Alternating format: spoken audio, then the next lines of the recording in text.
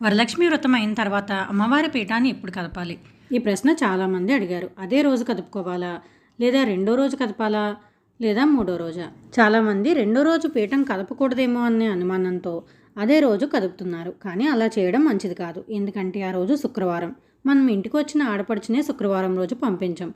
అలాంటిది అమ్మవారిని ప్రతిష్ఠించి పూజ చేసుకుని అదే రోజు పీఠాన్ని ఎలా కదుపుతామండి? ఇక్కడ రోజుల లెక్క అవసరం లేదు. కాబట్టి మరునాడు అంటే రెండో రోజు పీఠాన్ని కదుపుకోవాలి.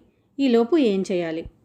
మనం శుక్రవారం ఉదయం వ్రతం చేసుకుంటాం కాబట్టి ఆ రోజు సాయంత్రం కూడా మళ్ళీ స్నానం చేసి అమ్మవారిని పూజించాలి. మర్నాడు ఉదయం మళ్ళీ స్నానం చేసి అమ్మవారికి పూజ చేయాలి. అమ్మవారిని పూజించే ముందు రోజు పూజ చేసిన పూలు పత్రి అవన్నీ కూడా పక్కకు తీసేయాలి. ఎందుకంటే ఒక రాత్రి గడిస్తే మనం పూజించినవన్నీ కూడా నిర్మాల్యం లెక్కలోకి వస్తాయి.